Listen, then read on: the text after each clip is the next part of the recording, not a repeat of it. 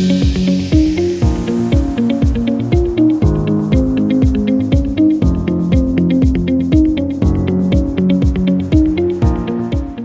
Sobat Indokop Kaltim, selamat datang di podcast DPPK UKM Kaltim, ruang ngobrol santai tapi penuh insight seputar dunia usaha, industri, perdagangan, koperasi, dan UMKM di Kalimantan Timur. Kembali lagi bersama saya Nada yang akan memandu Sobat Indokop Kaltim dalam episode kali ini. Kali ini kita akan membahas salah satu program Gubernur Kalimantan Timur yaitu pengembangan kewirausahaan terpadu atau kita sebut PKT Jospol. Nah, PKT Jospol ini sendiri udah dimulai di tahun 2025, di mana sudah ada 1.000 peserta yang merasakan manfaatnya di Samarinda, Balikpapan, dan Kukar. Nantinya kita akan membahas program ini dengan pegawai dari bidang koperasi dan UKM, membahas program PKT Jospol di tahun 2026. Nah, Sobat Indokop Kaltim, kali ini kita sudah ditemani dua pengawas koperasi ahli pertama, yaitu Mbak Ocha dan Mbak Mira. Dadah dulu. Jadi di sini kita akan membahas mengenai program PKT Jospol. Program PKT Jospol ini sudah dimulai tahun 2025. Nantinya program PKT Jospol, apa itu programnya, manfaatnya apa, dan untuk siapa aja, nanti kita bakalan dengerin dari Mbak Ocha dan Mbak Mira. Kita dengerin dari Mbak Ocha dulu ya, boleh? Oh boleh banget. Jadi program Jospol ini adalah programnya Bapak Gubernur kita, Bapak Haji Rudi Mas'ud, yang diamanahkan ke dinas kita. Ke bidang koperasi ya? Bidang koperasi pemangkunya. Jadi program ini adalah tujuannya untuk mengembangkan UKM yang ada di Kalimantan Timur. Nah di tahun 2025 itu pembukaannya lewat Digi UKM ya Mbak Ira ya. Dan tersaring 1.000 UKM. Oh banyak. Iya, jadi 1.000 UKM itu mendaftar lewat Digi UKM. Kenapa sih harus pakai Digi UKM? Supaya ini lebih terbuka yang pertama. Yang kedua juga orang-orang mudah untuk mengetahui informasinya. Karena ini kan media sosial kita ya kan. Terus selanjutnya juga dari 1.000 UKM itu kami memberikan fasilitasi berupa pelatihan. Pelatihannya ada 8. Banyak banget ya. Iya, dan kebetulan ini klaster-klasternya ada di tiga kabupaten kota dulu. Yang pertama itu ada di Samarinda, Balikpapan, dan apa Mbak Mira katanya? Kukar. Oh iya. Nah 8 pelatihan itu yang ada berupa digital printing, barista, laundry, terus servis AC, kuliner, menjahit, pendengkelan, dan hair beauty Mbak. Detail banget ya, sampai ada hair beauty semua ya. Dan mereka juga gak dapat pelatihan aja. Oh iya? Iya, selain dilatih mereka juga didampingi. Kami melakukan pendampingan untuk UKM-UKM yang setelah dilatih ini selama 3 bulan ya Mbak Mira ya. Dengan pendamping yang memang sudah berkompeten di bidangnya. Ada yang dari pengusaha, ada yang memang penggiat UKM. Jadi mereka emang sudah menguasai usaha-usaha di Kalimantan Timur. Jadi mereka akan mendampingi selama 3 bulan. Setelah itu mereka akan diberi bantuan alat. Oh, sampai bantuan alatnya juga ya. Bener. Gak lupa juga Mbak Nada, sebenarnya ini ada 3 target yang kami ingin tuju. Karena di dalam pendaftaran itu ada 3 klaster. Yang pertama pencari kerja, terus UKM pemula, lalu juga ada UKM yang ingin naik kelas. Nanti pembedanya adalah di pendampingannya. Karena kan mereka akan berbeda-beda kan kebutuhan pendampingannya. Nah, oleh karena itu di 3 itu kami harapkan dari program 2025 Jospol ini mereka menjadi UKM yang lebih siap. Iya benar bagus. Dan ini nggak berhenti di 2025, di 2026 masih berlanjut. Gimana Mbak Mira di 2026? Nah di 2026 kalau masih berhubungan dengan 2025, jadi peserta yang lolos 1.000 tadi Mbak, jadi kan program di dinas kita ini, di Sprindakop dan UKM ini kan terus berlanjut selama 5 tahun. Jadi di 2026 nih peserta-peserta yang lolos tadi kita beri pembekalan lagi. Selain dari pendampingan tadi disebutkan Mbak Rosa, dari pendamping hebat yang ada di Kalimantan Timur, kita beri lagi dia pemahaman-pemahaman kayak literasi digital, kewirausahaan di tahun 2026. Itu belum termasuk pendaftaran 2026 ya? Belum. Masih berlanjut nih ternyata yang 2025 ini gitu jadi ya. Jadi kita tidak melepas hanya di tahun 2025 saja. Tapi tetap didampingi pakai literasi digital itu ya. Nah, lanjut. Nah, di 2026 kembali lagi dibuka karena ini kan programnya gubernur yang dibuat tadi selama 5 tahun. Jadi 2026 yang tadi awalnya targetnya 1.000, jadi karena ada pemotongan efisiensi anggaran di daerah kita ini, maka jadinya 50 penerima aja, Mbak Nada. Nah, ini di kabupaten mana aja? Nah, kabupatennya ada 3, yaitu ada Samarinda, PPU dan Bontang. Gitu. Namun Oke, pelatihannya mungkin di tahun ini nggak sebanyak di tahun 2026. Gitu. Hanya satu pelatihan saja Mbak Benar. Mira yaitu Oh ya? kuliner. Kuliner. Karena efisiensi itu Iya, ya. dan kami lihat juga kuliner ini adalah sektor usaha yang paling siap jual deh Oh gitu. gitu, benar. Oke. Di tahun ini juga sama, yang kami fasilitasi juga bukan cuma pelatihan saja, tapi pendampingan juga dapat bantuan alat ya Mbak Mira Sama. ya. Berarti pelatihan kuliner itu nanti dapat bantuan alat juga. Kalau tahun Iya. ini berarti berupa apa alatnya? Kalau kami gagas di bidang tuh ada sekitar 7 alat produksi yang Banyak ya? lumayan. Kirain tuh kayak Lumayan. cuma apa gitu. Iya, Enggak dan nih itu ternyata. bisa para peserta lihat saat mendaftar ya Mbak Mira ya. Benar.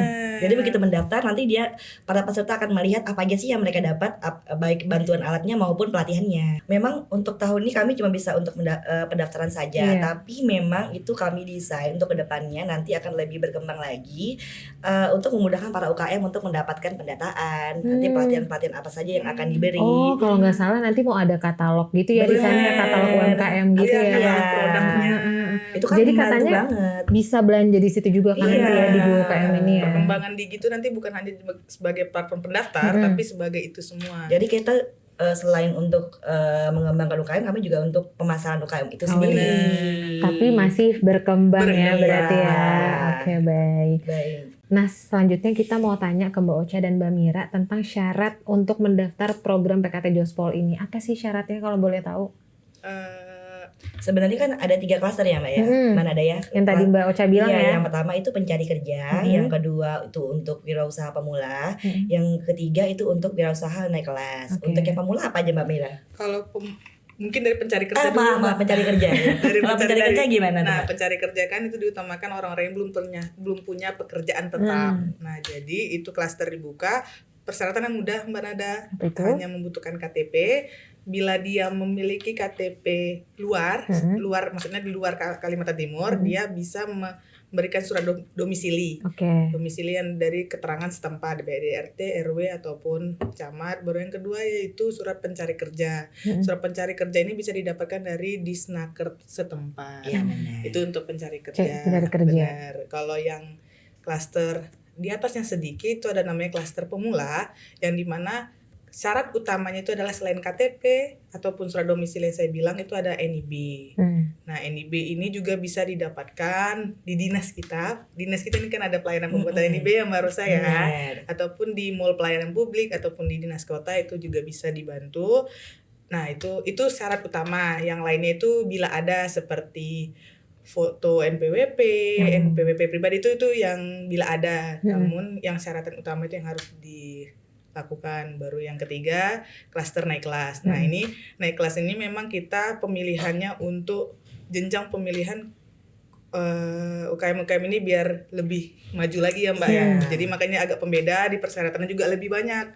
Jadi butuh, ini yang wajibnya itu selain KTP, NIB dia butuh NPWP, butuh PYRT, butuh halal gitu Mbak. Dia lebih berjenjang lagi, Mbak. Harus foto produk, foto tempat usahanya, pas foto gitu. Dia lebih lengkap lagi karena tujuannya kita membangun klaster naik kelas ini nanti ujung-ujungnya untuk ekspor. Iya. Kita, nah, gitu. Selain itu supaya juga pendampingannya itu sesuai sama kebutuhannya. Benar. Gitu. Jadi kan jika klaster itu pastinya udah berbeda-beda leveling yang udah mereka terima ya kan Mbak.